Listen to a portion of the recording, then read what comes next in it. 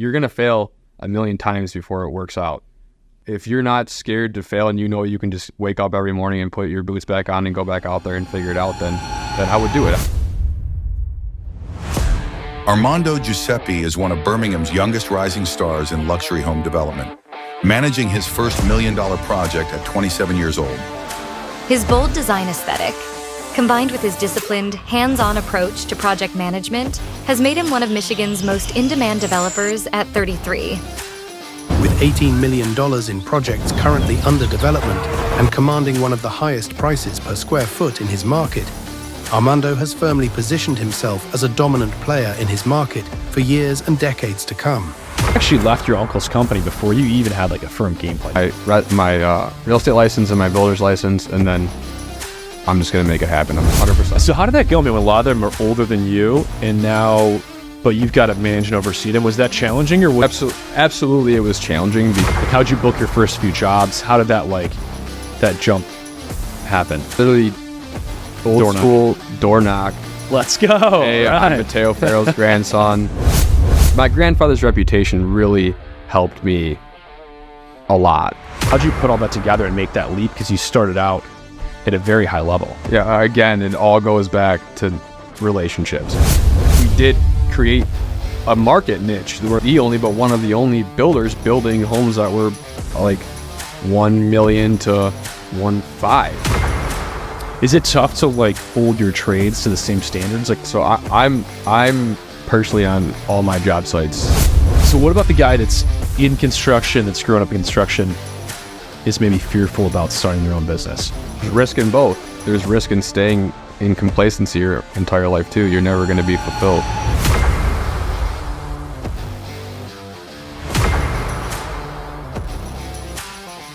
Hey guys, I'm James Danley. Welcome back to the Bulldogs podcast. Today I have a very special guest. Armando Giuseppe is with us today. He has built over $40 million worth of residential real estate in the first 5 years he was in business. He built his first house at the age of 25. First house over $1 million at the age of 27. He is the first builder to sell a property east of Woodward in Birmingham for over $400 a square foot. And he's one of the youngest builders in the luxury construction building business. Pleasure to have you, brother. Thanks for coming in today, man. Absolutely. Glad to be here. So let's talk a little bit about your business. I mean, you're one of the youngest guys in the game, early 30s. You've been killing it. In 5 years, you guys, between new construction renovations, did over $40 million. You've got over $18 million in current projects that are in process, which is a pretty big book of business. Talk to me about the scope of that and kind of what your business looks like to give the viewers an idea of what you guys are running. So yeah, I mean, we're primarily primarily a spec builder. We do probably 80% of that number you just mentioned has been specs, especially in the last 3 years. So, that takes a lot of work to find the properties and do the evaluations on them and make sure that we can, turn a profit on the spec homes. So for those of you guys that don't know, spec is where you buy a property, you build it on speculation for resale. And so you custom tailor it to the buyer and essentially build and provide that product for them. In luxury space in Michigan specifically, we get a lot of relocation buyers and they don't have 2 years to build a house. So some of these guys do a great job. And a lot of our specs, typically sell well before we're even completed with them. I mean, we're seeing them sell when we're digging the basement, sometimes before we even tear the house down. Almost every time has been before we even start drywalling the house. It's amazing. And the construction business is pretty competitive, especially in Michigan. Everyone wishes they could be in Birmingham. You guys kind of came into the space and right out of the gate, you had a tremendous amount of success. Yeah. How was it that you were able to do that so quickly and so effectively? So back in 2017 and 18, I was primarily doing renovations, a lot of commercial renovations, a lot of residential renovations, and I kind of started getting really sick of doing renovations specifically, and I really wanted to get in, and we were doing custom stuff as well, and we built a few custom homes, but I really wanted to get into custom new construction. So I was playing around on the MLS one day, and I was just looking for lots, and I started looking in Birmingham, and I came across a property on Humphrey, and it was for sale for like 275 or something like that.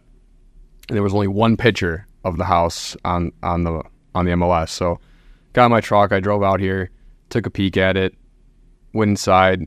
Whoever had previously or was owning the house gutted the whole house. It was down to the studs. There was no wire, there was no plumbing, no HVAC. And then they did like an addition on the second, like they added a second floor to it. So I was kind of curious because I was like, why are they selling it like this? So I, did some more homework, found out that the guy got transferred to Chicago or something like that. So he was originally doing the house for himself and couldn't get in. So I made an offer. I offered him like 190, and then they didn't take it. And then we ended up settling at, I think it was like 220 or 225, something like that. Wow. And I took basically everything I had made from the previous years, bought the lot. I actually had a buddy of mine was a partner with me on it at the time. And we financed it together. And, from there, it just kind of exploded. That we did well on that one. And so that was the first big yeah, gamble. You essentially saved up for a handful of years, and then you went on. Now, what gave you the confidence to go all in the marketplace to buy that build site? I felt like when I got down here, I had been coming to Birmingham on a more leisure basis, coming out to the restaurants and stuff like that. But I just noticed that there was a lot of new construction on the west side, but there wasn't so much on the east side. And when I was on, looking at lots and stuff, I could see the pricing on the west side is just like, it's insane. It's almost unattainable for majority of people. So I was like, I see a niche here. I can develop a product east to Woodward because I can buy the lots cheaper that the house could sell west to Woodward, amenities, looks, design, quality.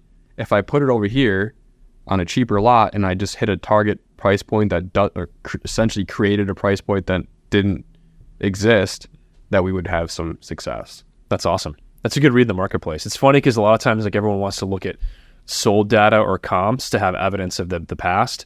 But a lot of times in the real estate space, the opportunities are in the gaps where there's no product. And if you know the buyer pool or the marketplace, and you can provide a product that's in that gap, it's profitable and it sells. Yeah, and that's essentially what we've done. We've created our little niche, in the rail district, and we just keep breaking our own record every time we sell a house. And we're starting to break into the, started out in the 9s, and now we're touching 2 million on some of these.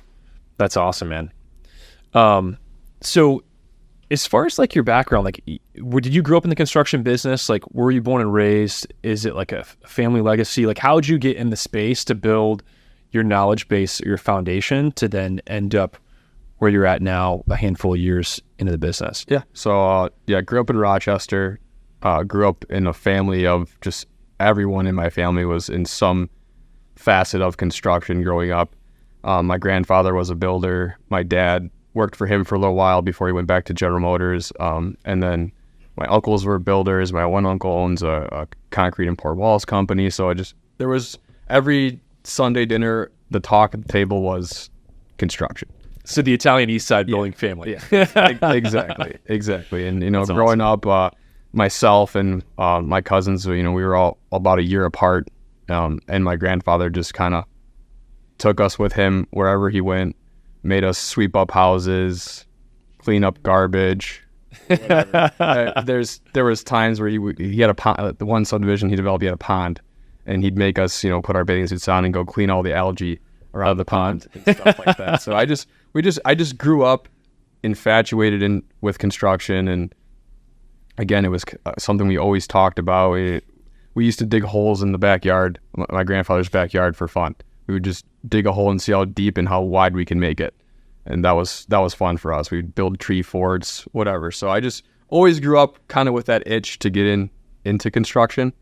And, being that I was third generation wanting to come up in the business, growing up with all that background and knowledge, really taught me a lot and shaped a lot of who I am today and how I got here for sure. I feel like in American society, like that's something that's been missing the last couple of generations because the kids used to start working young. I feel like a lot of guys I know that are ultra successful in their 30s, like they started earlier in the game. Yeah. So like, you're 10 years old doing different types of work for your grandfather, building work ethic, developing skills. It's so funny because a lot of people in American society now, they coddle their kids, they protect them, they make them do nothing for 18 years. And then they're actually behind the game and somewhat lazy. And so it's amazing, like when I see like a lot of the younger guys that are ultra successful, it seems like they started working earlier in the space. And that goes a little bit to family values and those traditional 100%. values being beneficial, I think. 100%. I mean, there's times my dad, he built our house, and it was actually a subdivision that my grandfather developed, and he gave my mom a lot, and he gave my aunt a lot, and then he gave two of my other uncles lots, but they didn't end up moving in there. But that just also goes to show you how close our family really was. My grandfather lived just outside the sub, and then me and my mom's sister were next door neighbors. So, but I'll never forget. We had a huge driveway. It was like, I don't know, 200, maybe 300 feet long of driveway. And so when my dad was getting quotes to, either do concrete or brick pavers or whatever, the cost was just outrageous. It's a lot of driveway. So he's like, all right, well, we're going to do this ourselves. We're going to get brick pavers, and me and you and your mom and myself. And this is your dad or your grandfather? My dad. Nice. And my grandfather helped too, and so did some of my uncles. But that's awesome.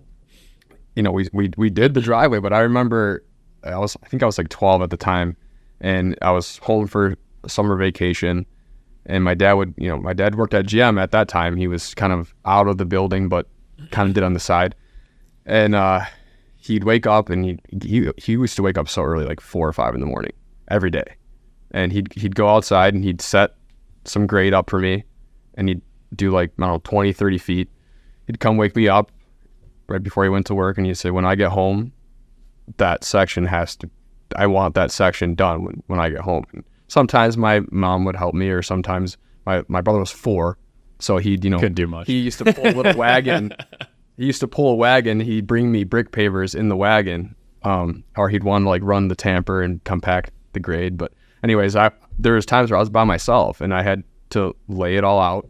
How old were you then? 12. And I'd get to the point that he wanted me to get to, and I always wanted to, do better, or, make him impressed when he got home. So I learned how to set the grade up. So I would set grade, and then when he got home, he'd see that I got done, plus, set us up to get a little farther, because then he'd get home and we'd work together for another few hours. That's amazing. But yeah, I mean, that alone, that just doing that alone taught me a lot, and really, again, like you said, just instilled a great work ethic in me. I love the fact that your dad got up early and he started it, set the example for you, and then was like, all right, son, here you go, run with it while I'm gone to actually work today. It's amazing, man. Like, that work ethic has been lost in a lot of our modern society, unfortunately, but it's incredible what it does for the families for generations. So your grandfather, that was the generation that immigrated to the U.S.? Yes. Was your dad already alive? Was he born here? My dad was born here, but my grandfather that's in the building business was actually my mom's. Oh, the mom's side. My okay. mom's dad. Yeah. Very nice. So that's kind of how my dad got into it when they met. They got married. He was working for GM at the time, and my grandfather kind of pulled him away from that. And my dad was, extremely talented in it as well. He, was a superintendent for my grandfather, and, went on to go do some stuff on his own too. But my grandfather came here from Sicily, and I think he was like 26 when he came here. That's awesome. So your dad's got you at 12 years old helping build the driveway for your parents' house. What relationship did you have with your grandfather, like in the construction business? Did you mostly work for your dad, or you work for your grandfather? No, it was kind of, because my dad worked with my grandfather, and that subdivision specifically, there was like 10 lots, and my dad was building the houses with my grandfather, and then my mom was selling them. And then that's awesome. So I would do everything almost every day with my grandfather. People always ask me, where'd you go to college? You had to have gone to college. I'm like, I didn't. I went for like 2 years at OCC, and it just wasn't for me. I remember being in class one day, and I was just like, yeah. I came home like, Mom, I don't want to do this. And she's like, okay, don't. What do you want to do? And I told her, I want to start a construction business. She's 100% support. But yeah, people would always ask me, where'd you go?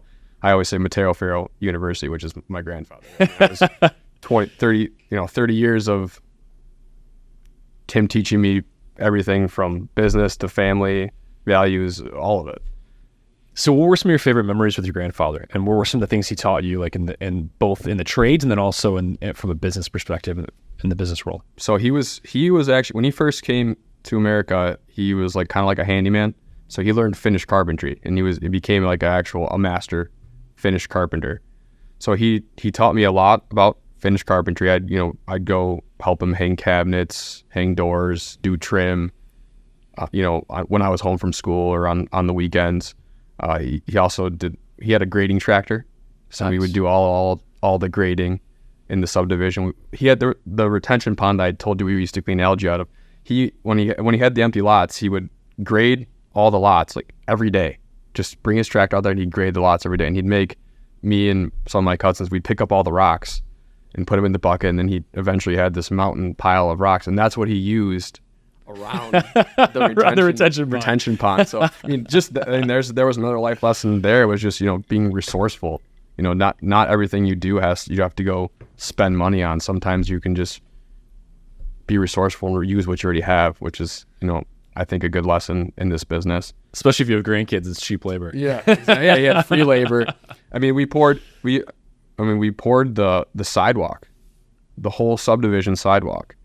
Me, my grandfather, my dad, and some of my cousins, we poured that sidewalk. That's amazing. I remember, being 12 years old and wheelbarrowing around full, maybe not full wheelbarrows, but like half or 3/4 full wheelbarrows of concrete. So, you get pretty strong too as a young, as a young kid. True. And, it's funny because as I got older, I'd have friends that would go to the gym, and they'd be like, they'd come help me for like a day or something. And they'd be like, dude, this is way harder than going to the gym and stuff. The manual labor. Yeah. Oh yeah. Oh yeah. So what were so talk to me about the process. Like when you were working with your dad and your grandfather, like obviously they started you at the bottom, and then when you're a young kid, you're just doing like small manual tasks. So how did your skill sets develop through that process? And what skill sets did you develop working for them over a certain period of time that then led you to starting your own business? Like talking about that in between time. Yeah. So obviously started out, sweeping up houses, and then really my grandfather kind of started exiting the business probably when I was like, I don't know, maybe like 15 or 16. So I went and worked with my dad. That's where I got into the remodeling, and I kind of had to start at the same place. My dad's very particular. When he does something, it has to be, he's got that engineer. It's his way. Yeah, it's his way. It has to be perfect. And if it's not perfect, he's going to redo it and make it perfect. So I learned a lot of that from him too. But, working on the renovations, then he was still working at GM. So he kind of like forced me to run a job, while he's not there. Manage the trades, call them, get them to come, schedule them, get them there.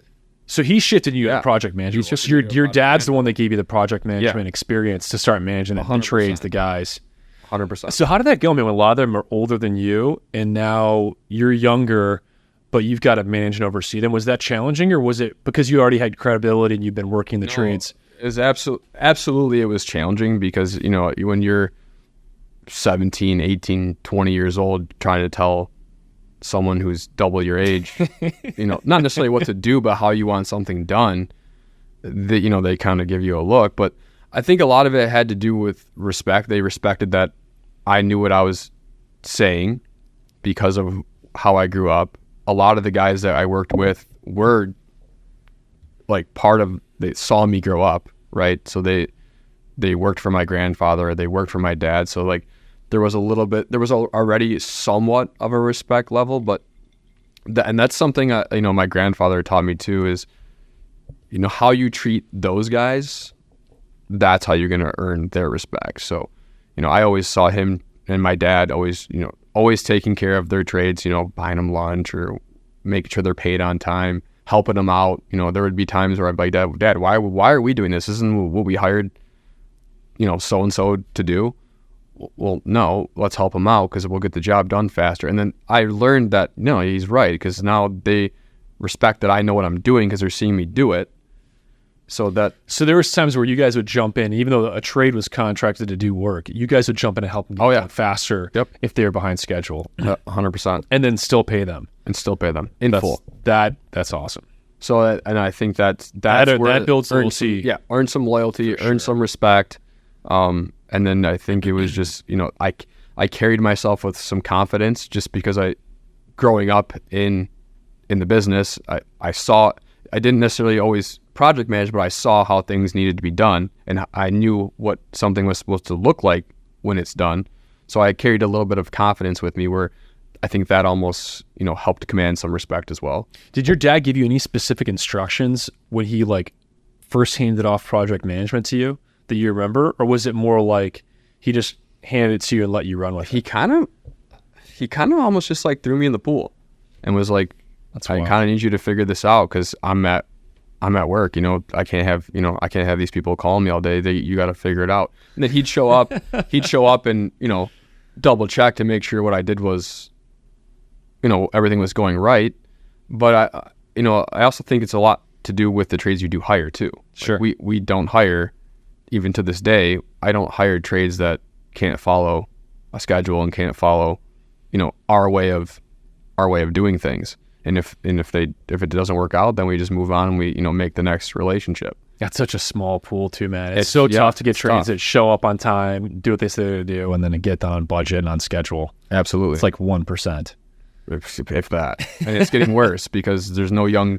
Going back to what we were saying earlier, there's no young guys that are like, hey, I want to go be a plumber, I want to be an electrician, I want to be a finished carpenter or whatever. But I any young guys that are having that inkling, I encourage run with it because there's a huge demand. And I think that's also part of the reason why construction is getting so expensive is just that the pool of trades that are available, the good ones, they're just diminishing. So now everyone that's left is just commanding more money because they can. It's true. Massive demand for trades right now. It's wild. So do you have any specifically memorable moments from early in the career with your dad and your grandfather in addition to the ones we discussed so far? Well, so after I was with my dad for a little bit, I actually ended up going to work for my other uncle. And I would say that's kind of like the phase, that was my getting my master's, let's say. So you went from working for your dad to working for your uncle. How'd that transition happen? Did you So while I was working for my dad and doing the remodeling, I started a little landscape business too. Like every kid did, I would plow snow in the winter and I would build brick paver decks and stuff. Start saving that cash. You can start saving cash. Yeah, so that's, exactly. And then so then my uncle called me one day and he's like, hey, I'd like you to come work for us. I want you to come work on our grading and excavating division. So I went and worked there, but again, I didn't go there and immediately start in project management. I went there and I was a laborer all over again. And at that point I had just graduated high school. I think I was 19, something like that. So what made you go from being a project manager with your dad to then going back to being a laborer with your uncle and making that? My dad just kind of got so involved with GM, and I really relied on my dad to get work. I wasn't really chasing work at that time because I was still in school. That was my high school job was you just go work for dad. But so then when I graduated high school, I was, like I said, I wasn't sure about going to college. So then that was when I started doing the brick paving. So I was like, I kind of need, what's next? What's next for me? What do I do? Okay, maybe I do go work for my uncle and I make a career there. It's construction, if I work my way up, it'd be a good job, right? So I went there. I worked for him for, I think it was 2 years, and then he noticed that I was smart, not totally stupid. So a opening came up for a project management position in the grading and excavating division. So I told him I wanted the job, and he felt like I could handle it. So I did that, and I think I stayed there for another 4 to 5 years. Okay. Something like that. So it took you 2 years to build credibility with your uncle. Yep. Then you went back to management position, but it was specifically for grading and... I did grading, excavating, and trucking. Okay. So it's all foundation type Yeah, work. all fun, beginning foundation type work. But, I started labor, then I became an operator, and then from operator, then I became, project manager. And then I was there, like I said, I was there for like four more years. And then, I just I liked what I did. I really did. I did like that part of the business, but I just didn't see like a major future for me there. And I felt like I had a ceiling, and like, I kind of felt like I learned a lot. Like, it was a great learning experience, but I kind of felt like I, lost that, like, that little light that wanted me to open my own business from when I was a kid. Sure. So then I ended up leaving, and then I got my real estate license from there. Tried selling houses. Just that part of the business wasn't really for me. So then I was like, okay, go back to what you know. Go back to remodeling. So that's when I got into the remodeling again, and kind of really excelled that, and then was able to... That was when you started your own business. Yeah, that was when I started my own business. And then, so you actually left your uncle's company before you even had like a firm game plan. You just knew that it was like time to move on. Yep. Time to cut ties. Let's go to the next phase, and I'm just going to have faith and figure it out. Yep. I was like, I'm going to go get my real estate license and my builder's license, and then I'm just going to make it happen. I'm still young. I'm 20. I think I was like 24 years old. I'm like, let's roll with it.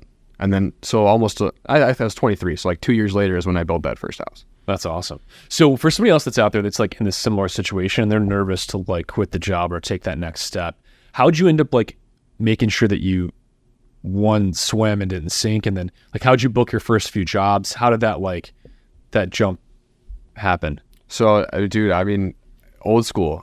I would go to the neighborhoods that my grandfather built houses in previously, and then ask to rent it if they needed. I'd go knock. I literally door knock. Let's go. Hey, right. I'm Mateo Farrell's grandson. He built your house. Maybe he did. Maybe you bought it. Later on after the fact. But I just started, a renovation company. Would love to, give you a quote on redoing your kitchen or whatever. And some people, it worked, and then some people it didn't. But I think just going back to core values, you just work, just hard work, just figure it out.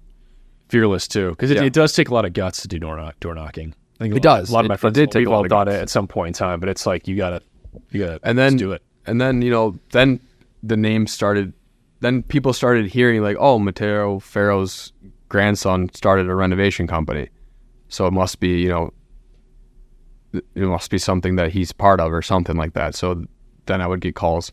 My grandfather's reputation really helped me a lot, with subcontractors, material supplies, like lumber companies, window companies, etc. All his relationships that he built and my dad built, those also helped me succeed past, being just a renovation contractor. So to some extent, you're carrying on your grandfather's legacy almost. Yeah. I mean, you went out, you built your own credibility, your own track record, developed all the skills all the way through project management, and then were able to come back full circle and then take that legacy to the next level. How does that feel? Dude, it's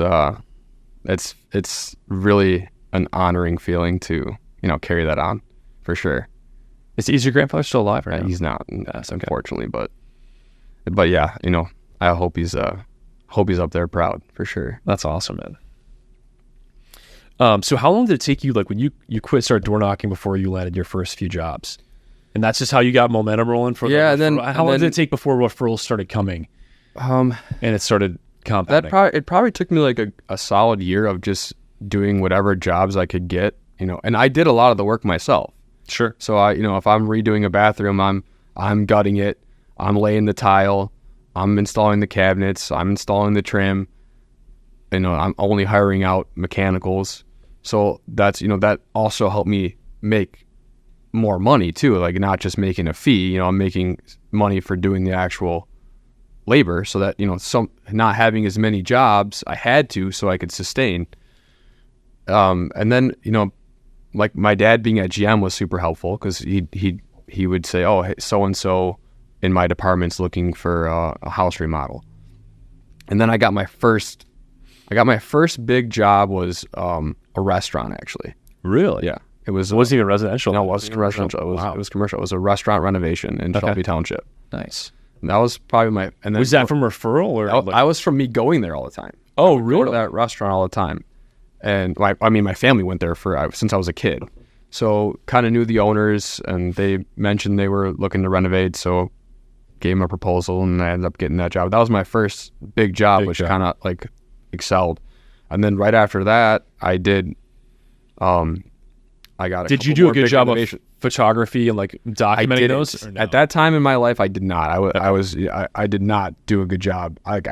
I bet you I barely have any photos of that project. Okay. To be honest, I just didn't. I didn't really think about it at the time. But it is super important for sure, and I found that out as I got further in my career that people want to see people want to see past projects, and I should probably have a website, and then so yeah, I got a lot better at that as I got older. That's awesome. Oh, so how did that big project lead to your next steps then? I think you were on a train of thought. I might have distracted. Yeah. So I got that restaurant job, and then my dad called me one day and he said that a friend of his that he remodeled their house, I don't know, 20 years ago or something, is looking to remodel a different house. So he gave him my phone number, and it was an entire home renovation, top to bottom, and that was like my first like custom, super custom project where I'm dealing with the clients and helping them design, and I think that's what actually landed me the project was my eye for design. When I was with the husband and wife and we were picking things out, she kept asking me like, what do you think of, how would you do this? What do you think about this? And then that's when I probably realized that, hey, I'm kind of good at the design thing. Like I should offer that as part of my business too, like helping customers design their renovation or their build once I get to that point. And then that job turned into like a couple others. Like they referred me to a couple others, and I had like I think 2 or 3 more big jobs after that. Another big full home renovation, and then we actually converted a bank to a doctor's office. That was probably my biggest job I did. Wow. So then it started snowballing. And then that was around, I think maybe a year or two after that period of time is when I bought that first lot on Humphrey. Wow, that's awesome. Do you think that the eye for design is a natural like skill set or talent you have inherently, or was this something you developed from being in the building business with your grandfather, dad, that you got an eye for detail and design? I think it's definitely a mix of both. I think I have it. Like I think I just inherently had it. Like I used to always, like in school, I used to always draw. Like I was always drawing things, or like, you remember when people used to draw their name in bubble letters all the time? Yeah. I used to like decorate my entire freaking binder with my name in bubble letters, and then I'd have kids ask me to draw their name for them on their binder. And then I think I was like in 6th grade, going back to the brick paper thing. We had a brick paper patio. I actually designed that when I was in 6th grade for my parents. Yeah. For your parents, you sketched it all out. So you've always had like an inherent like design eye. Yeah. Like that's important in this business. The guys that achieve a high level of success have a very strong attention to detail, and they have a creative element. A lot of them. Yeah. Again, what you just said, I think that's what has allowed us, now where my business is at now, to, get the highest price per square foot, to be able to sell homes on the, east side of Birmingham for top dollar, because we're designing homes that are beautiful enough to be west of Woodward for sure. So it's funny because like a lot of the guys in the business play it safe, right? Like they are very conservative. They want to see a proof of someone else doing something, and then they'll duplicate it or do it cheaper. Like that's usually the mindset of a lot of the builders. But I'll never forget when you came on the stage in the Birmingham space, and like Birmingham is like the highest demand luxury community in the state of Michigan. So it's like, it is the place to be. But the stuff that you had San Martino like putting up, like the exteriors were completely different than what everyone else is building. You were taking risks too, because you were building on the smaller lots east of Woodward, and then you designed them. Everyone historically had always done like 2-car detached garages because they thought they had to. But the reality was the challenge with that in the smaller lots was you lost square footage from the house because you were maxed on lot coverage. and then you destroyed your backyard. So you actually gambled and you started building like one-car detached garage products with really cool modern exteriors, which we'll snip a lot of that into this so you guys can see some of these houses. But it was like completely different to what everyone else was doing at the time. So talk to me just about how you had the guts to do that, like your instinct, like how'd you end up putting other pieces too and bringing in like an architect like San Martino who has that amazing modern design and then getting them to work with you on projects at a young age? Like how'd you put all that together and make that leap? Because you started out at a very high level. Yeah, again, it all goes back to relationships. When I was working for my uncle, I actually graded Paul San Martino's house. Really? And that's how I met Paul. So I already had his phone number.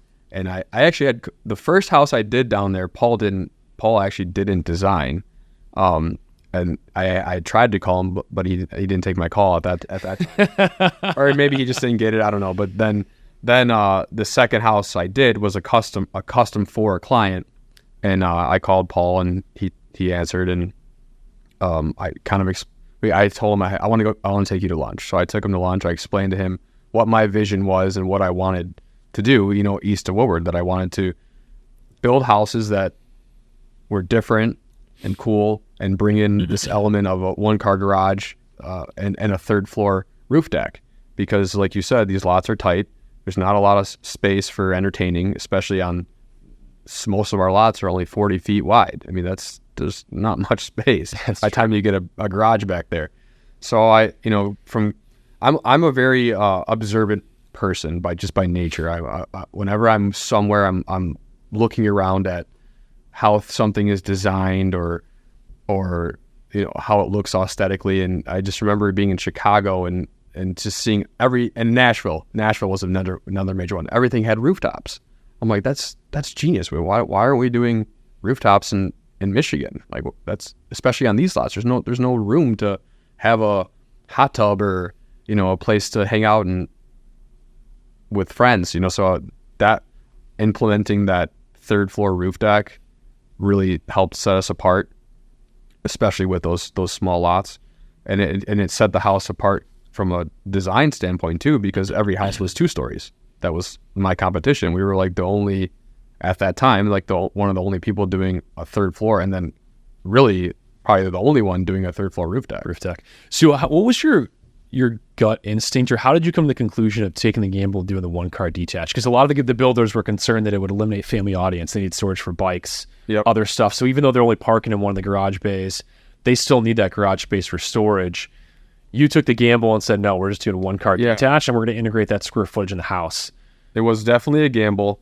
The first house we did it on was actually a sold project, and it was sold before we demoed the house.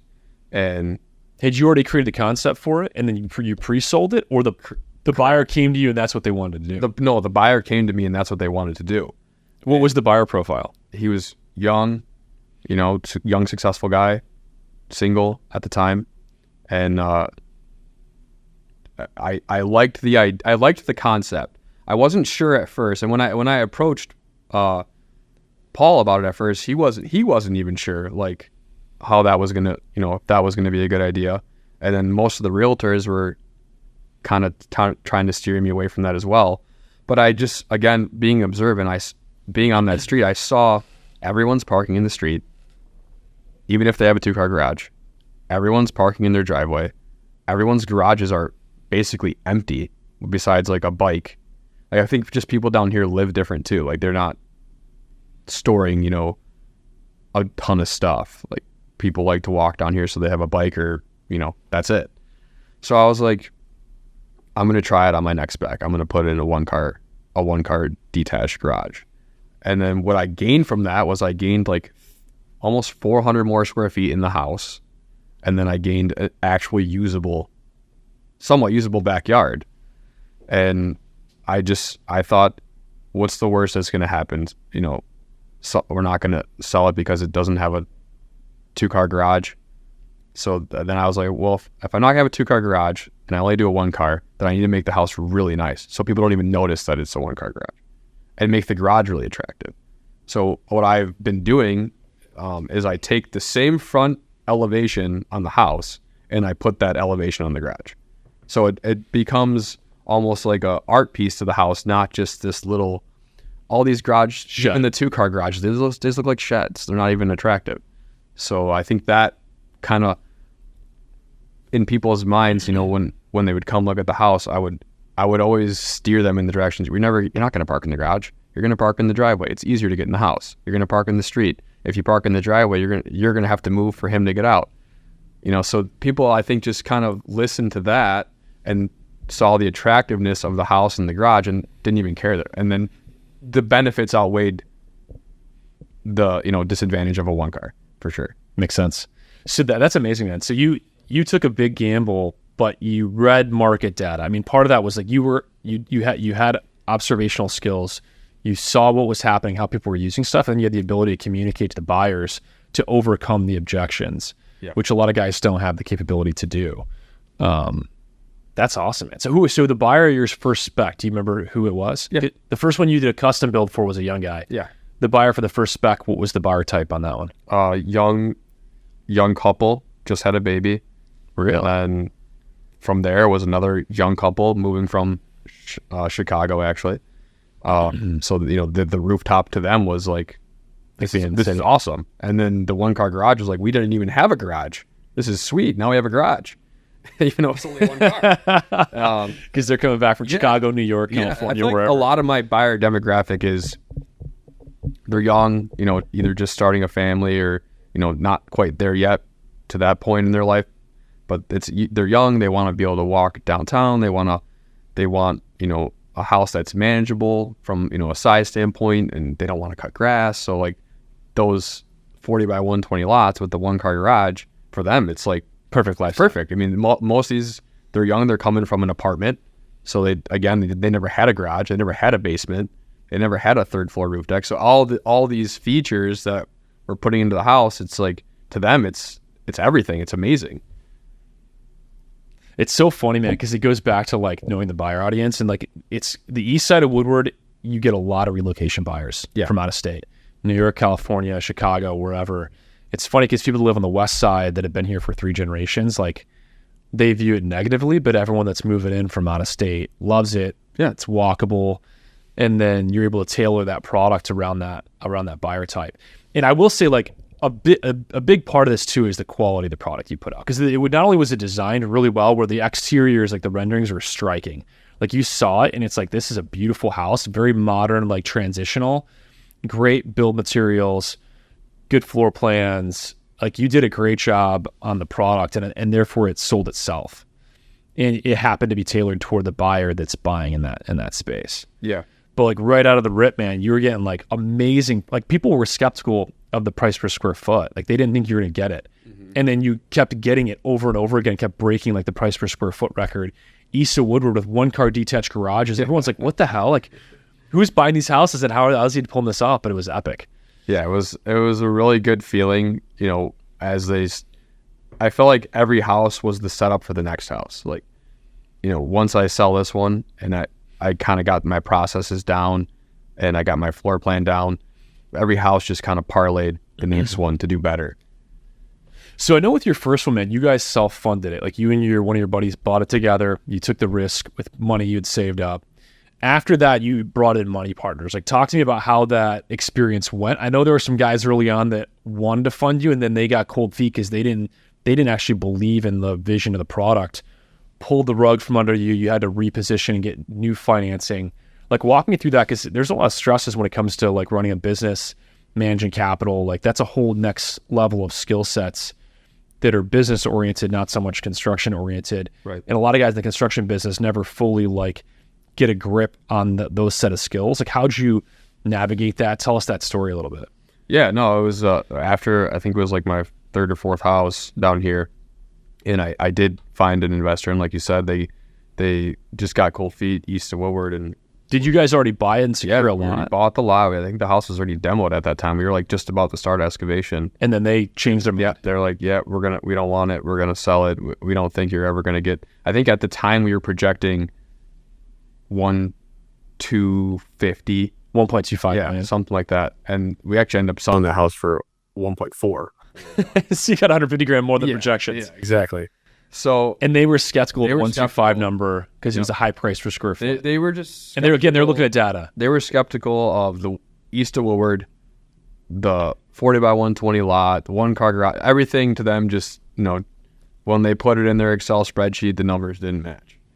It was too high a risk, and they're looking at all the past sold data, not realizing there's a market gap and there's a demand Correct, for and that product. that we did create a market niche where we were like the only, I don't know if the only, but one of the only builders building homes that were like 1 million to 1.5. There was no one in that gap, No one in that gap. because at West of Woodward, the lots were too expensive. The build Everything's costs for were 2 million high. plus. Yeah. At even today, it's still 2 million plus. But so then, I was fortunate enough to meet another investor through actually someone that lived on Humphrey. So, being that I did a bunch of houses on Humphrey, I got to know everyone on the street because I've been there. I'm still working on that street today.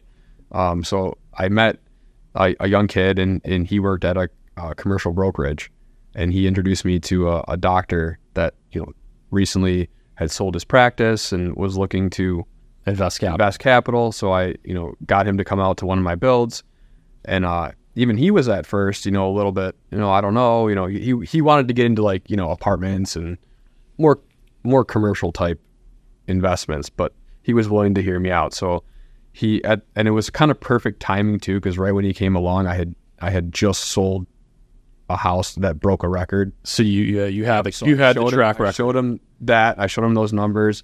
Showed him the houses. Showed him all the previous ones I'd done before. What we bought them for. What we were able to sell them for. So he was, at that point, he was more interested. So how many projects had you done that were similar in Birmingham to have At that time, Yeah, I think I think I had just started my fifth. your fifth. Okay, so you had a few, but it was enough to have a track record. Enough to have a track record, but still not maybe not enough to like Alleviate all Yeah, concerns. alleviate all concerns. And I'm young, so a lot of people look at me cross-eyed right off the bat just because I'm young.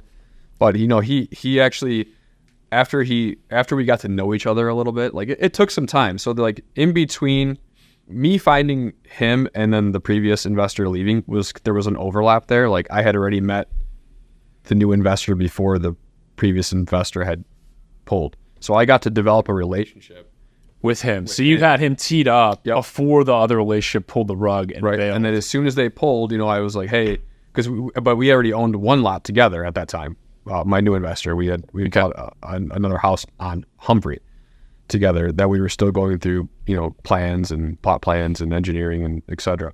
So I was like, hey, this opportunity just came up. We can buy this lot back for cost that what we bought it for, plus plans. It's already demoed.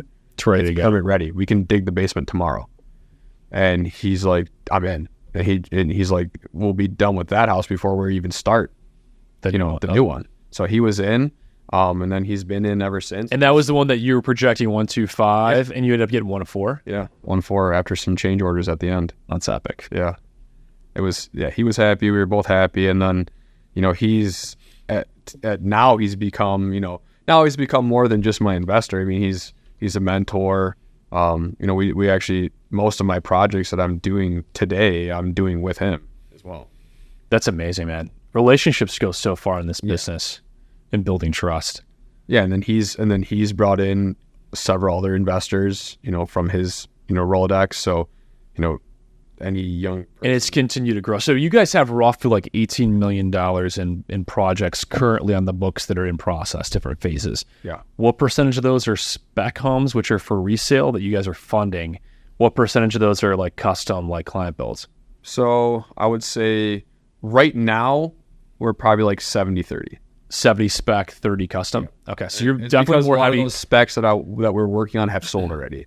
Gotcha. Pre-sold, either before we broke ground or. So then those move into the custom category. Correct. So you guys are definitely a little more spec heavy than some other older guys in the business that try to stay 50-50 in their ratios. Oh yeah, we're definitely A little more aggressive. Yeah, more aggressive on the specs. I actually, But you're also more aggressive in the design and the edginess of the product and putting out something that's different too, which sells. I mean, in a luxury community or market where you have buyers coming from, out of state and from major metropolitan areas around the U.S., like they have an eye for design. They're looking for that quality and that unique type product. It seems like you guys have fit that gap really well. 100%. You know, I take a lot of pride in the design portion of the process. You know, I really dive into whatever project I'm designing.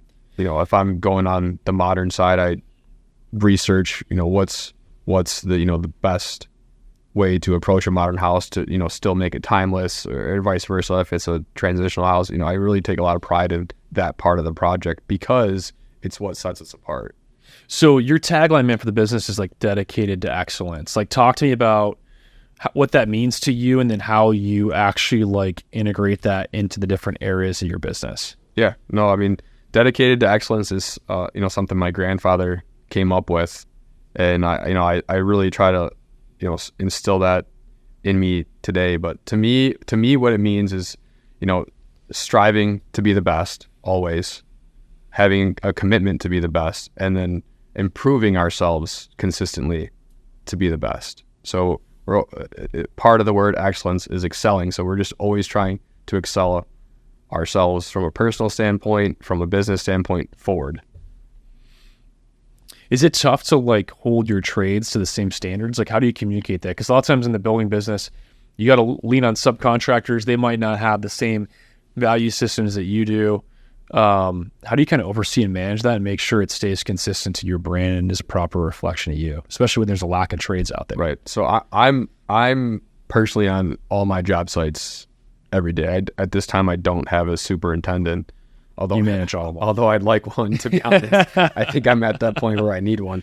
But yeah, going back, you know, what I said a little bit earlier is, if we try to align ourselves with always the best, you know, best realtors, best architects, best trades guys, and, you know, me being on the job site every day allows me to really control the quality from a high level standpoint, because I'm always there. And like I said before, if they're not meeting our schedules or meeting our attention to detail, then we just move on. We you know, after the project's done and we fight through it, we just find someone who's willing to, you know, be dedicated to excellence as well. What do you think the biggest misconceptions are that people have when it comes to custom home building or being in this business?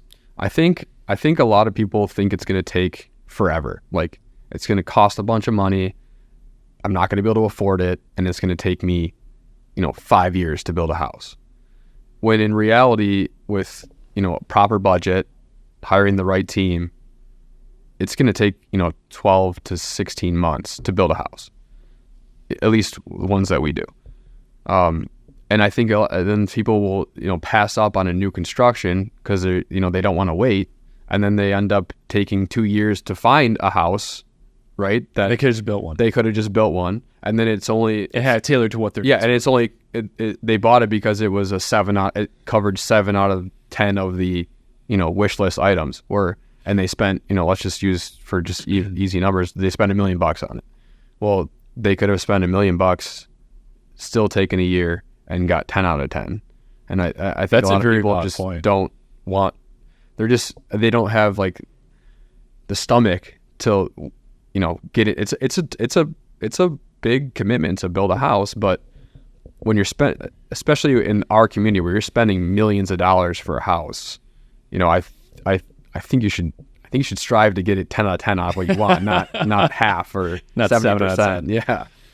It's so funny. Part of that's like the cultural, like societal trend toward instant gratification. No one wants to wait for anything. Yeah.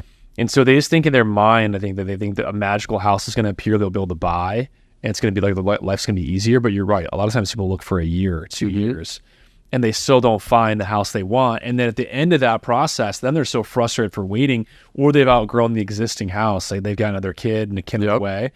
Then they end up making huge compromises because they just are forced to. They need to. Yep. Whereas if they just would have thought it through or been consulted better earlier on, they could have, you know, built the house they wanted and had everything, and the wife would have been happy, would have fit their spatial needs, like custom tailored. And although it would have been challenging for that period of time, like they would have the exact product they want. And it's as challenging as you want to make it from a customer standpoint. Because if you find, you know, a builder like myself, that does a lot of the, interior design work, and you're choosing them because you like, their style, their product, or what they're putting out. If you don't want to be a part of that process, you don't have to be. You just say, hey, this is what I want. Just call me when it's ready. And then you're not going out and, picking selections, or on the flip side, going and touring. How many times do you go on a house tour where you guys tour like for 10 hours in a day? You just touring tons of homes, back to back to and back. none of them fit. So, I think that's a big misconception in the custom building, is it's just going to take way too long, and there's no way I'm going to be able to do it for a budget.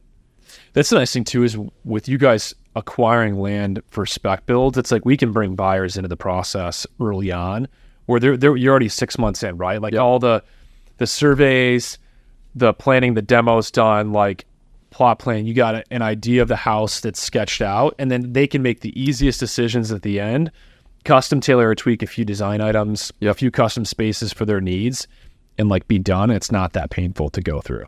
Yeah, and I think that's probably The why right team makes it a lot easier. The right team for sure. I think that's also why a lot of our specs sell once they're pretty much at drywall, because a lot of the pain of the beginning is gone. You're not sitting in architect meetings. You're not, trying to design something that you have no idea about. In your opinion, what do you think makes a home truly feel luxurious? I think it's fit and finish. So, it's like just because you buy, a designer something doesn't always mean it's nice, right? That's true. So what I like to do is Or quality. or quality. So, I don't spend a ton of money on all our finishes. I'm not breaking the bank by any means on finishes. It's the way we put it together. It's the way it all, not necessarily the actual material itself, but how it's presented, how it's laid out, maybe patterns of, how tile is laid, or mitering up a countertop, or it's little details like 45 niche on a shower, 45 niche on a shower curb, little details like that, they go a long way, and they just make the house feel just more upscale. So to me, fit and finish is what makes a house. It's funny because we live in an era where like inflation's been so detrimental to the quality of product that people get. It's like you have a lot of these homes that are being built, like in Royal Oak, for instance, right, for like that 1.2 to 1.4 range, and the quality, they're really production type houses. Yeah. Now Birmingham is more expensive, but you guys are building that same price category, and the fit and finish and the detail is a much higher level. The sacrifice is usually get a detached garage and a smaller lot, right, but the quality of the product is a lot better. Superior school systems, unless your kids are going to private school. Right. But it's like, you don't get that much anymore for $1.2 million to $1.4 million. It's like wild. No, yeah, it's crazy. It's like I said, it's honestly crazy, because the first house I sold down here was $930,000, which I thought was a lot at the time. Back then, yeah. Yeah, at the time. And now that same exact house just sold for not the same exact one, but same square footage, same lot size, same amenities, for 1.4, and we're selling another one for 1.450. So that's an insane jump in only like 4 years. It's wild. Yeah, it's extremely wild. Extremely wild. It's a combination of lot price increases, material increases, labor increases. Yep. I mean, everything has been pushed up. Just going back to what we were talking about with the trades, because there's a lack of trades, good ones, everyone that is good is able to charge a premium. And then also, just even selling the houses, every house that sells for more money, now the lots command more money. So it's almost like it's a cycle. Yeah. So with your eye for design, like, how do you stay ahead of the design curves? Like, how do you stay on top of that? I mean, you got a lot going on with managing all the builds. The whole construction process is a business of itself. And a lot of guys need to lean on designers because they don't have capacity to see both of those spaces. Like, how do you stay up on all the current designs and keep your houses so trendy and cool? So, I'm on Pinterest like every single night, just like, I have a board called Spec Homes on my Pinterest, and I just keep adding stuff to that. Is that a public board or is it private? It's private. It's private, but I'm always constantly. Like I said, I I became really intrigued with design, and that's actually one of my favorite parts of the business. So, just a quick little story. Like when I just went on my honeymoon last year to Paris, and we went to Versailles, the Palace of Versailles, and that for me, like I learned so much about design just from walking through this, mansion of a castle that was built hundreds of years ago. But all those design elements are popular still today. The arches, the limestone, the black and white checkered tile. So I think a lot of design isn't really like trying to stay ahead. It's almost like going back to what's tried, tested, and true, and just cleaning it up a little bit and adding some modern elements to it to make it feel new. That's a great approach. So that's my approach to it.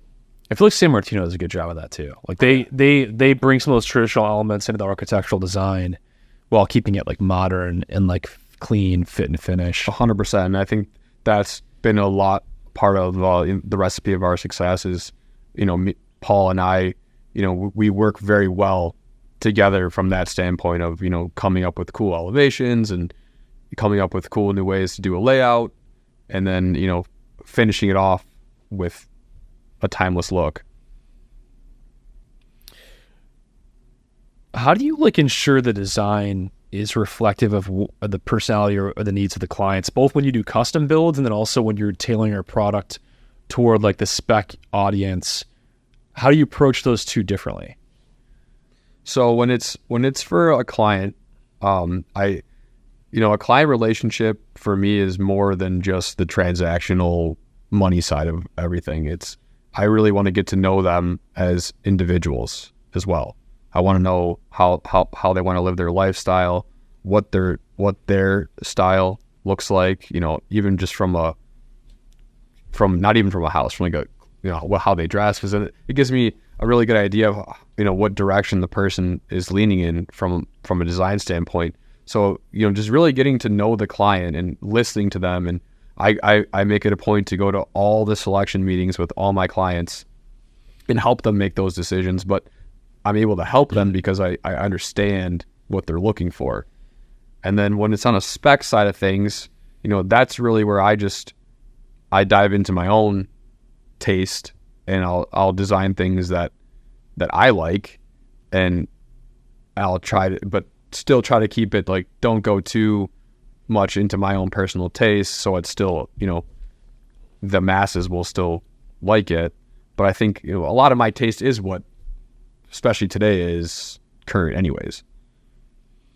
What do you think your competitive advantages are? How are you different or positioned differently from the other handful of builders that are building in the community, both for the client that's looking to do a custom build with somebody, and then also from the audience perspective that might be moving into town from out of state and they're looking to buy a spec build or something that's already in process?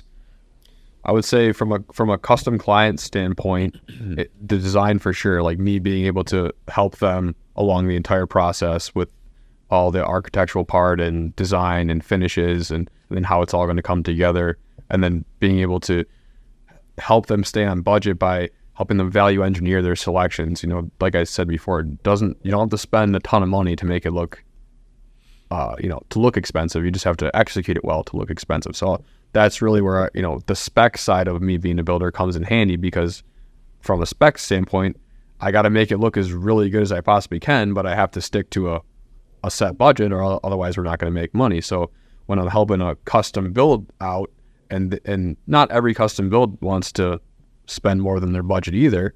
So that's where I can step in, because I kind of look at it from that lens and help them still get the design they want, but stay within budget. And what was the second part of your question? Well, it's just your competitive advantage compared to the other builders in the space, for both, custom clients and then also for clients that are buying a spec build. What separates you from your competitors in the area? The audience that's moving in, obviously our product stands out amongst all the others. The floor plans are great. The lifestyle of the house, with having the third floor and the rooftop deck, that adds a major advantage to us. Buying the from like a competitive standpoint with other builders, what we are able to acquire these lots for off market is huge. So that's where we can give the higher end house at close to the same price that they're at, because we just bought better. And then with a custom home, again, I think I keeps going back to design is we offer, our designs, and our design team and help with the customer is just at another level than maybe some other builders. And then we have really good trades, and we work with really good architects. So I think that helps set us apart, and then just our dedication to the project. Being that we are a small company, we can be 100% dedicated to your project, versus if we had so like growing is great, but we have to kind of keep ourselves at a pace where we can still give that dedication to those clients, and so we can stay set apart. Makes sense. So I want to shift a little bit and talk about the future vision that you have for the business, where you're trying to go. So what are your plans for expanding the company? I mean, we're talking about scalability. Is there a desire there to scale to a certain size? Do you want to maintain a certain size and stay consistent? Like, what's that balance? What's your vision for the future? I think I definitely would like to scale some more. I still think I want to stay heavy on the specs more than the custom. Which is more fun. Yeah, it's more fun, and they're faster, and kind of like I like the hunt for the deal too. Sure. Just that part is fun, finding the lots and putting the project together. It's like that part is really exciting.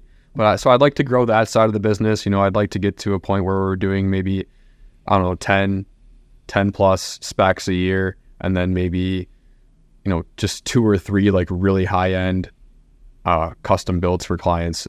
And then from there, I'd like to bring on, like I was saying earlier, I'd like to get some superintendents to help with the spec side of things, so I can still dedicate time to the custom builds.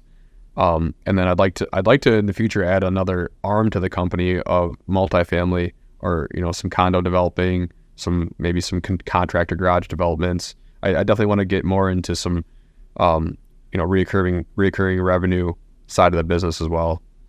Sure, build some personal projects and keep them. That's awesome. So as far as the audience, man, that maybe is in construction, or maybe it's the younger kids that are growing up and they're not sure if they want to go to college or not, right? And so they can see examples now. I feel like, college has been shoved down the Americans' throat for the last 30 or 40 years, and now it's not necessarily as relevant as it was previously, unless you want to be in a specific specialty. It's a lot of time, and there's not as much benefit that comes out of it as far as ROI. And there's a lot of guys that are extremely successful that don't go. So to like the younger audience that's considering, like based on their individual skill sets, they're looking at themselves, what recommendations or advice do you have for them on making that decision of if they should go to college or higher a university education, or develop their own skill sets and forge their own path, maybe go into the trades or go into construction? I mean, I think if you're ever in a position where you can bet on yourself, I think that's the smartest bet you can ever make in your life, and you'll always be happy with that decision, in my opinion, if you just bet on yourself. So if I was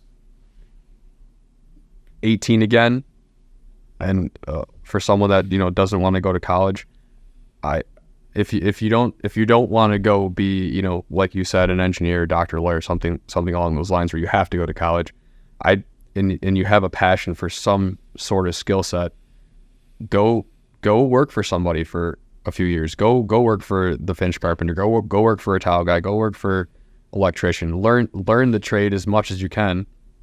Learn how to be the best at it, and then maybe depending on where you work, you may be in a position to take over that guy's book of business if he's older, or you may be in a position to go start your own thing. But I think you need, because you're not going to college, you need to go work for somebody first, unless you grew up in a specific trade. Like if you grew up pouring concrete your whole life, you can probably, how to go pour concrete, you can probably go start your own business. But if you never grew up in any of that, then that would be my advice, is go go into a trade and go learn it. And I promise you, if you excel in it and you learn how to network and you learn how to make connections and you have integrity and you're honest, you will make way more money in your lifetime doing that than you will going for some BS degree in college. I think that's good advice. So what about the guy that's in construction, that's growing up in construction, is maybe fearful about starting their own business? Maybe they got married young, had a kid young, they got a family that depends on them. They're in like a niche trade in the construction space, but they feel like they're capped in that role that they're in, similar to the situation you were in. Yep. How does someone like that make a decision with the risk factors involved to take a leap, build their own business? Like what advice and counsel do you have? There's risk in both. There's risk in staying in complacency your entire life too. You're never going to be fulfilled. So, if you don't have that fire in you that knows you can do it and you did whatever it takes, you're going to fail a million times before it works out. I know that it happened to me. So, but if you don't have that burning fire in you that you're just going to every day wake up and just get after it, then there's probably no point in trying to start it anyways. Because you're going to fail once and you're going to be like, wasn't for me. But if you're not scared to fail and you can just wake up every morning and put your boots back on and go back out there and figure it out, then I would do it. Don't stay, where you're not happy, because there's no fun in that either. It's good counsel. What's the biggest mistake? We're going to go to some like last minute, like just random questions across the board. So what's the biggest mistake most people make when they're designing their own dream home? And then how do you guys help them avoid that? Biggest mistake they make when they're designing their own dream home. There's a bunch of them. Name a few of them. They don't take budget in consideration at all. So that they have a budget, but then they design something that just doesn't fit with the budget. Or they design something that is going to require a lot more time than they had estimated to build it, from a structural standpoint, or they're ordering stuff from that's not in stock or things like that. So those are probably two big mistakes people make, is just not fully embracing the project for what it is and just hope that it's gonna work out. So in our market, a lot of buyers move every handful of years, right? Like they're only in a house for 2 to 5 years max, and then they're out. Do you ever see people making like massive strategic mistakes in designing a house and not thinking about resale? And do you guys help counsel them at all on that? So yeah, we do. I do try to help a customer think about resale, but at the same time, if they have to tell, they need to let me know up front, hey, I'm going to stay in this house for 2 years, or if I'm going to stay in this house for 20 years. If you're going to stay in the house for 20 years, do what you want. Do it exactly what you want, because resale is not going to matter as much, because things are going to change, from now and from 20 years. But if someone tells me, hey, this is not my forever house, this is 2 to 5 years, then yeah, I really, try to help them, guide them through not making design mistakes. Don't pick out that. It's not going to be current. It's only cool right now. Or, don't add that room. That room is not necessary. Or we need that room. Don't delete that room for resale. Yeah. Don't take that bedroom and make it a closet. Let's make it a bedroom. So money aside, what keeps you interested in playing the game of real estate development? What keeps you engaged in it? I think it's just Donald Trump said it best, art of the deal, man. The art of the deal that's the funnest part. Just finding the deal and putting the team together to execute it. That excites me more than making the money, honestly, is just seeing nothing turn into something. That's super exciting and motivating. And then I know you had your first child recently. Yeah. Do you envision like one day driving your kid past that? Like, I built that house. I built that house. I already do that with my wife all the time. But so when we had our daughter, my wife originally didn't want to give her a middle name because she's Albanian, and that's kind of really not something they do in her culture. Well, so we had a little, I didn't know if we didn't know if we were having a boy or a girl, and we ended up having a little beautiful baby girl. We named her Adelina. And then I went to my wife and I was like, I really want to give her a middle name because, she's my first, so she's probably gonna, I hope one day to pass, the legacy that was instilled in me to her. So I gave her the middle name Gabriella, so she could be AG as well. I actually have. That's awesome. My sister made me a hat that says in pink, Adelina Gabriella. That's awesome, man. So what are the key things that you think that people should look for when they're selecting a builder and they're interviewing a builder for a custom build home? I think, or if they're buying a product that's being built, maybe they're not sophisticated with construction knowledge, and they should ask a builder certain questions. Yeah, I mean, I think it's important for a builder to be somewhat hands-on, not a builder that just never shows up to a job site and just lets the trades do everything and then hope for the best and close his eyes and come back when the house is done. I think it's important for customers to ask, a builder what types of projects they've done, like in the past. If this is their first custom house they've ever done, then there might be, if they were a flipper before they got into that business, it might be a flipped custom house, for lack of a better word. And then just getting to know the builder, like, is he a trustworthy guy? Is he honest? Is he a good person? Is he taking care of the team that works for him?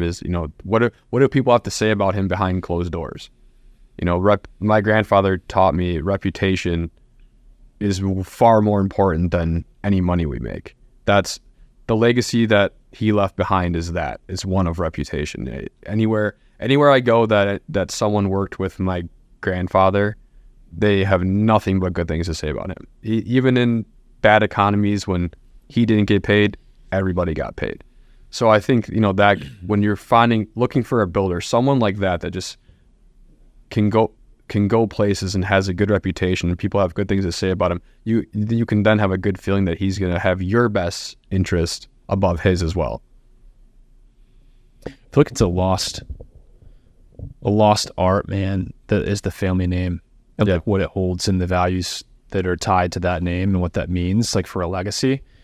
Especially in the modern era, like, everyone chases social media and like temporary fame, a lot of times to like the detriment of themselves and their character, where they're just clowns, they're just entertainers. Right. And there's no value, there's no set of values or core beliefs or any sort of like legacy that can be passed on to their lineage or their kids, other than the fact that they were just clowns and made a bunch of money. Right. And that's the beauty of like this business and being in the old world, like trades and construction and building, and is you actually build and create and add value, and you can attach a legacy to that. And that's rare, I think, in the modern era. Yeah. And it's something that the young guys should aspire to, right? If they're debating between university and trades, like, you can build a legacy and a family, and you can build great businesses in this space. 100%. That you're proud of, that your kids will be proud of. And that's something that should be more desired, I think, today than just being famous on social media. 100%. I mean, there's so much more to life than a bunch of likes on your Instagram page. For me, going back to, core values and legacy, family was always the biggest thing, that we were taught, is that's the most important thing you have in your life, is your family. So for me, like, none of that other stuff really matters, as long as I have my good relationships with my wife, my mom, my dad, my brother, my sister, all my extended family, cousins, aunts, uncles, all them, and friends is far more important than, whatever this business brings me. You guys gonna have more kids? Yeah, for sure. I think so. Maybe a few sons? I hope so. But again, keep going till you get stacked. The daughter might be the one who takes it all over. I mean, she's the first, so she gets first crack. Are there any like cool design trends, man, that you see going into 2025 that you've been paying attention to? Or Yeah, I feel like everything's circling back. Like I was saying earlier, kind of people are tired of like, you know, the cold grays and whites, and everything is just kind of like the cheap modern farmhouse. Like the cheap modern farmhouse. I feel like everything is going back to old world, timeless, and people, you know, stained woods coming back. You know, checkered patterns in tile, and more patterned, you know, tile is coming back. Arches are coming back. Stucco's coming back. I feel like a lot of like the Art Deco era is like coming back, which is that's actually my favorite design style, is the, you know, the Art Deco and the stuff in France and Europe. You know, for those who don't know, describe Art Deco for the audience. Art Deco, and then one sorts of Cadillac building. If you've ever seen it in Detroit, that's probably my best example. It's a beautiful building. You know, a lot of brass and metal, and, you know, stained woods and real build materials, not real. manufactured. Everything is real from the earth, and the colors are all, you know, earth tone colors, and that's just that building is more beautiful today because they just recently restored it, but it's, you know, from an exterior, it's still beautiful as it was the day it was made. So I know we're ripping on the social media, but if people want to find you, man, where are you at? Are you on Instagram? Obviously, you're on Pinterest. I'm on Pinterest. maybe after this, I'll make my board public so people can follow it. Yeah, I'm on Instagram. That's really all I got. Instagram, Facebook. Don't really do much on Facebook. That's more for the family overseas. Is it Armando Giuseppe Build, or what do they find? My Instagram handle is what is it? It's Armando Giuseppe Inc. Okay. Good stuff, man. This has been a blast today. Had a lot of fun with it. Yeah. Any last minute thoughts at all, like for the audience? Any lessons you've learned? Any mistakes you've made in the process that you would do differently for the younger guys coming up? I would say lessons I've learned is, you know, just you got to be patient. It's not an overnight thing. You know, with social media, like we've been talking about, everyone kind of looks at all the shine of you know, starting a business, but there's a lot more to just the shine. There's a ton of grind that goes into that shine, and it's not overnight. It takes time. You know, I know 5 years doesn't sound like a long period of time, but for me, it was a long 5 years to get to this point. And it was all the years before that as well, you know, not doing what I wanted to do. And then another thing I learned is just aligning myself with the right people. You know, this business in particular is 100% all about relationships. You know, creating relationships with realtors like you, and architects like Paul Sammartino, and lumber companies like Bolliard Lumber. You know, all those relationships now are really super key to our continued success. This really is a team sport. It's a team business. Yeah, 100%. You go a lot further when you get the right pieces and the right partnerships. Absolutely. In the team. Absolutely. And it makes it more fun, you know. I've become really, some of my closest friends now that I've made in the last 5 years are because of this business. So that's awesome. Well, cool, brother. It's been fun, man. Yeah. I appreciate you taking time, like coming in. Thanks, guys. This is the Bulldogs Podcast. Thanks for stopping by. Leave your comments, likes below, or the top 5 takeaways you had from this podcast. What you've learned. Hit up Armando on Instagram.